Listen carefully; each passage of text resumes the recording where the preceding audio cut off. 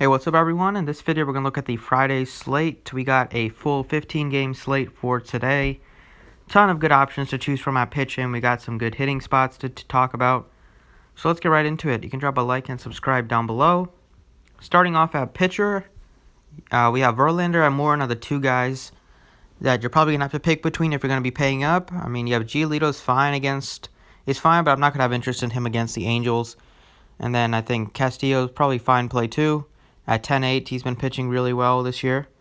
But I think Charlie Morton's probably the top play for me just because going up against this Tigers offense, they're super bad, and he gets to face them at home in Tampa Bay where he's been great all season. The Tigers strike out so much against right-handed pitching.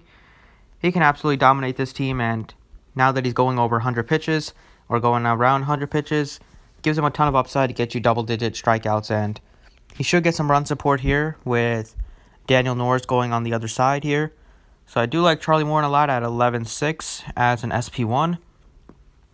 The Tigers also have the lowest total on the slate, under 3 total right now for the Tigers. So everything looks good for Morton today.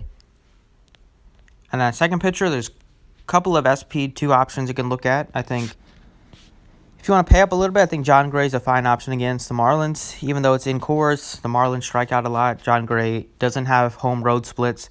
He's pretty much the same pitcher at home and on the road. I think the ERA might be even lower on at home in Coors, so he's not swayed by the Coors field factors. Besides him, I think Patrick Sandoval is a fine SP2 option.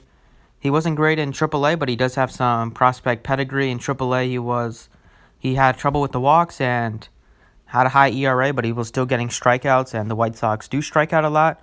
So I think you could see a good outing out of him. He also goes, he's got 95 pitches his first couple starts, so he can work pretty deep into the game. And besides those couple guys, I think Velasquez is another good option here, 7,200, with Fernando Tatis on the IL, most likely going to be sent to the IL. That takes the most dangerous hitter out of this Padres lineup. It gives Velasquez a lot easier matchup, especially whoever leads off for them doesn't have to face Tatis leading off. Velasquez, good strikeout pitcher. And at home, the Phillies coming off of a sweep, excellent win. Walk-off by Bryce Harper. They got to be feeling good. And I think Velasquez should have a good outing here against the Padres, who also do strike out a ton against right-handed pitching. And that's what I'm kind of looking at as SP2. I think maybe you can look at Porcello if you want to. Or maybe even Hauser as a cheap option at 6,600. But yeah, I'm going to ride with Velasquez and Charlie Morton. Both guys have a lot of strikeout upside. And both matchups are great facing off against the two of the highest strikeout rates against right-handed pitching in the Padres and the Tigers. And today for hitting, I think we all know that the Red Sox are going to be the top-owned stack of the day. I think they're a fine stack if you can make it work. In GPPs, you can definitely get creative with them and fade them just because there are, 29 other teams on the slate. And with the juiced ball era right now, we saw how many home runs were hit yesterday. A ton of home runs, a ton of guys went yard twice. So you can definitely get away by fading the highest owned offense, especially on a big slate like this. So I give you guys some pivots that I like instead of just rocking with the Red Sox with these plays. At third base, I like Vlad Guerrero Jr. at only 3,900. He's been crushing the ball this month of August, hitting well over 330. He's been hitting for a lot of power. Batting average up to 272. He just doesn't strike out that much. And he has a ton of power facing off against this terrible Mariners pitching staff. He's going to get to face an opener, then he's going to get to face LeBlanc. LeBlanc is terrible, gives up a ton of power. Guerrero's been hitting the ball so well, and I think that will continue today. He's only 3,900, a really nice cheap price tag for him. The Blue Jays have a pretty high total, so I think Guerrero hitting right in the heart of the lineup can definitely do some damage here. So far in August, he's batting .333 with a couple home runs. Just hits the ball pretty hard. He has a 208 ISO against right-handed pitching. Probably going to face a lefty here. But the numbers against lefties should go up because he does hit the ball decent against them with a 33% fly ball rate. He's just too cheap, I think, in a really good matchup. And besides Guerrero, at shortstop, I like Rosario here. At only $4,000, Rosario's been pretty good, really good as of late. He's very cheap. He bats like second in the batting order. He might even take over the leadoff spot with Jeff McNeil out for placed on the IL. But Rosario is really good against left-handed pitching. Montgomery coming off a great game. I think the Mets will hit him a little bit. Montgomery's not good. I don't know how he survived, but then again, he did face the Tigers in his last start. Just shows how bad of a team the Tigers are. They struck out over 10 times against him. But I like Rosario. He has speed. He has a little bit of power. He hits for high average. Against lefties, he's batting .298 on the season. He has a decent, really impressive .250 ISO, a .548 slugging percentage against lefties, 44% hard hit rate, and a 33% fly ball rate. He also has stolen base upside too.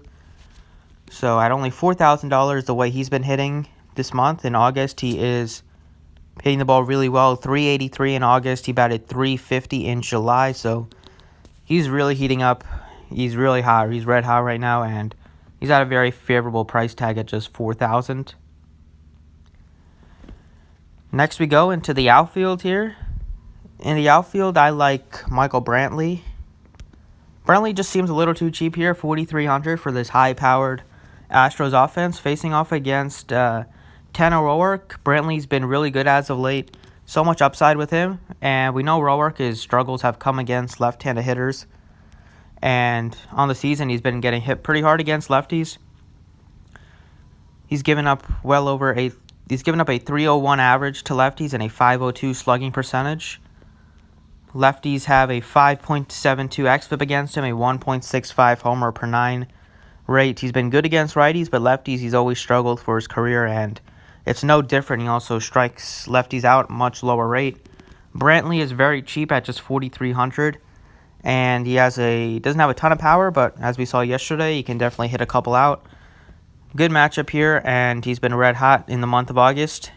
So right now I'm just getting the hitters that are hot, seeing the ball well. Because in baseball, when you're hot, you tend to stay hot for at least a stretch of games. And then when you go on the cold streaks, you usually stay cold for a while. Guys like Brantley, guys like Rosario, Guerrero, they're all hot right now. They're all underpriced. In August, Brantley's batting .426 so far in 47 at-bats. And in July, he batted .349. So he is seeing the ball so well right now, and he's very cheap at $4,300. And last but not least, can't go wrong with Greg Allen here, especially if he bats second in the order. He has some upside here. As we saw yesterday, the Indians just absolutely blasted the Yankees. Allen was definitely a huge part in that. And since he's been recalled from AAA, he's been doing well. So far this season, against righties is where he's done all of his damage. Tanaka struggles a lot against lefties and switch hitters, which Allen is a switch hitter, so we'll get to face him from the left side of the plate.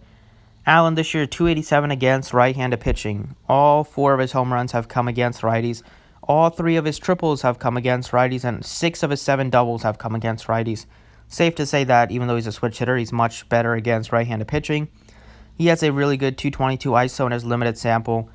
His weighted runs created plus is 120 against righties. It's only at 3 against lefties, which is embarrassingly bad, but good thing he's facing a righty here. 38% hard hit rate and a 33% fly ball rate. He also has some speed as well, and just like the other guys, he's been hitting the ball well so far in August. .343, he batted .313 in July. So he's hot, he has speed, he's cheap, a lot to like with him, and Tanaka can definitely get blown up.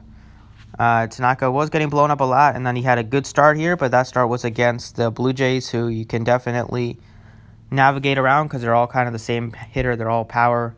They all have a ton of power, but this Indians lineup is very different now. They have speed, they have power, they have everything you want. Guys that hit for high average, and now that they're really hot right now, like Ramirez is back to himself. Lindor's crushing the ball. Santana is having an unbelievable season. I think the Indians might go overlooked again because people will be on the Red Sox. And nobody likes to go back to a team twice that scored a ton of runs, especially if they didn't have them. So I think you can definitely look at a couple Indians here. So far this year, Tanaka's been terrible against lefties, .516 slugging and a .283 average. He's been good at home in Yankee Stadium, which I guess that's a positive for him. That's the only thing I can kind of see here. But lefties have xFIP is 4.56. He also struggles a lot against righties in terms of the advanced numbers. But anyway, I think going with some of the cheap guys like Allen is pretty favorable here on the Indians. So that's what I like. My 6 plays, if you want some other plays, I think if you want to look at the Red Sox, it's kind of obvious who to play against Brooks. Betts is probably the best play at 5,200, followed by J. Martinez, then followed by Devers and Bogarts. They are dealing with some injuries with Chavez. Chavez is on the IL, and then Brock Holt's day-to-day, so you could get some value here at the bottom of the order in Hernandez, or maybe even Chris Owings if he can crack the lineup, but he's terrible. But anyway, I think you would just look at some of the power bats from the Red Sox and call it a day. Not going to have that much interest in the Marlins here in Coors, even though they're pretty cheap. They definitely could go off here against Gray, but more times than not, I think they will struggle just because they're not very good offensively, except for Castro, who's been on fire the month of August. Diaz has a little bit of pedigree as a prospect, and Garrett Cooper's pretty cheap. The Rockies, I guess, are fine, but I'm kind of done stacking the Rockies here. I haven't done that much this year, and I'm not going to stop now. They haven't done much to persuade me to continue stacking them. And that's kind of it. That's what I'm looking at for offense. I'm looking at some of the Indians' bats. I like the Mets quite a bit. I like the Blue Jays, the Red Sox. And that's pretty much it. So that's all I got for this video. Thanks for watching. I appreciate it. You can drop a like if you enjoyed down below. And if you enjoyed for NFL, you can visit the website in the description. And good luck today.